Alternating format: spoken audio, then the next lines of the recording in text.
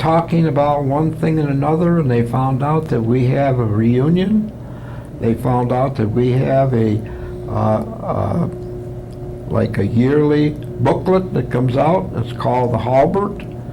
And I got my Halbert, and I saw his name in there as donating, whatever you could to make this publication. And I said to my wife, and I called her Dolly, I said, Dolly, I don't believe this. I think this is the guy that was wounded alongside of me. She said, well, why don't you call him? So I got the Halbert editor. He gave me his phone number. I called him up, and he said, who is this? And I told him, I said, this is Ben Morfino. He said, you got to be kidding. I thought you were dead. I said, well, the feeling is mutual. I thought you were dead. But he had never listed his phone number. And so I couldn't find him that way. But I tried. I didn't know that he was still alive. Yeah. So we became very fast friends after that. We did visit back and forth. And but he had a problem with his whole left side.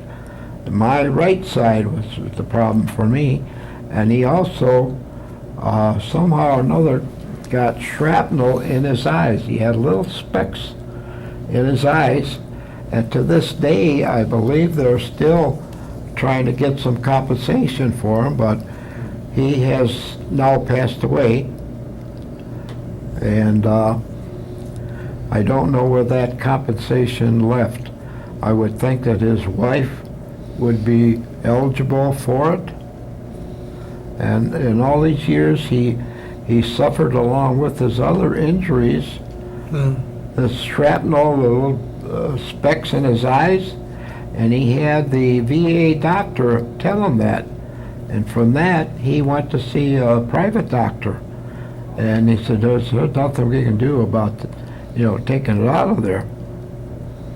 And I guess he, I don't know whether his eyes hurt him or just what, but it wasn't pleasant. Yeah. Well, that must have been quite an experience, meeting up with him again after all those years and having. Oh, yeah. You can't believe it. Yeah. Yeah, we became fast friends after that. Well, very good. Is there anything else in your experience that you'd like to talk about before we close the interview? Well, I don't think so. There's one that I told you I would tell you when you cut that off.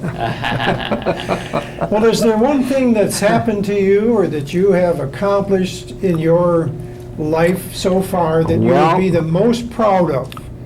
I think my family, for one, that I am very happy. They're all on their own. They're all doing their thing, and there's two of my boys are retired, and I'm happy about that, and that pleases me. And what else? Well, I would say your country is very proud of you for your service. Well, I did what I had to do, and I was disappointed in the fellows that gave up. I would have given my life if I had to, and I just can't forgive those guys, and I don't know who they were, but if they lived and they're POWs, I wouldn't like that, because they actually gave up. And my friend Charlie, who's the Greek fella I had mentioned, Charlie saw the same thing that I did.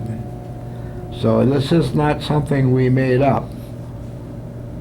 And Charlie was also fairly close to me when the P-38s came in and strafed the Germans and allowed us to get out of that position. And yep, Charlie's 93 years old. And you know what he told me? He said, Ben, I said, I know you're not much of a drinker, but I'm going to be 93, and that is the 22nd of this month, June. And he said, I want you to have a drink with me. I said, you're kidding. He said, no. I said, okay, I will. I'll have a drink. Maybe amaretto or something like that. He said, that's fine. He said, I'm going to call you and we're going to drink together. I said, okay, Charlie. And this guy, Charlie, he's a wonderful person, and I think you guys would like him too. Yep, maybe we'll get to meet him someday. By golly, I hope so. Well, Mr. Morfino, I want to thank you again for sharing your story with us today, and thank you very much for serving your country. You're quite welcome. Thank you, sir. Now, you want me to tell you this? Yeah, tell us that